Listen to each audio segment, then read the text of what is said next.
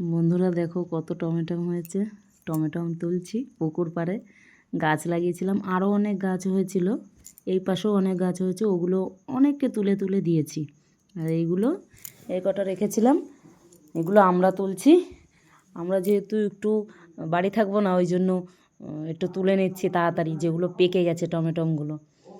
নয়তো যে এসে এসে চাইছে, মানে এত লাল হয়ে রয়েছে গাছে, সবাই এসে চাইছে টমেটো দাও না। কত লোককে টমেটো দিয়েছি, আমরাও তো একটু খাবো নাকি। বন্ধুরা আর একজন ওই পাশে না লতি তুলছে, কচুর লতি। আমাকে বলছে, সোমা ওখানে ভাগ আমারও আছে। আমি বলছি, হ্যাঁ তোমার ওখানে আমারও ভাগ আছে। ওই কচুর লতি তুলছে যে, এই পাশে কচুর লতিও হয়েছে। এই দেখো, এটা হচ্ছে পুচকু একদম টমেটোটা, অনেক টমেটো। একটু চাটনি করব সুন্দর করে, দেশি টমেটো দিয়ে চাটনি খেতে খুবই ভালো লাগে। বাজারের যে টমেটো সেসবে কি একটু স্বাদটা কম, আর এগুলো দেশি টমেটো তো এর খুব স্বাদ, খুব ভালো লাগে। আমি পুকুর পাড়ে জানি পড়ে না যাই পেছন দিয়ে, ভয় লাগছে খুব, আস্তে আস্তে করে তুলছি। আর সবাই আমার পাশে দাঁড়িয়ে রয়েছে, ওটা তোল ওটা তোল ওটা তোল করছে। আমি দেখতে পাচ্ছি না ঠিক করে, পুকুরের ওই পাশ দিয়ে আসতে পারছি না।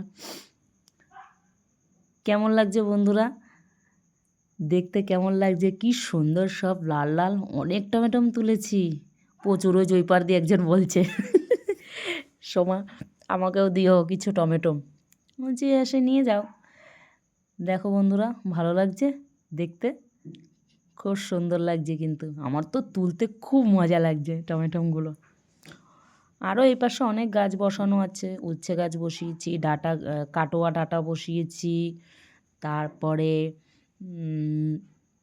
আর কি গাছ বসানো হয়েছে, পুঁই শাক বসানো হয়েছে, অনেক গাছ বসানো হয়েছে। বন্ধুরা যখন লাল হয়েছিল গাছটা, দেখতে খুব ভাল লাগছিল। এখনও ভর্তি টমেটো, এগুলো সব কাঁচা, মানে আঙুর ফলের মতো একদম থোকা থোকা ঝুলে আছে। দেখো সব আঙুর ফলের মতো থোকা থোকা ঝুলে আছে।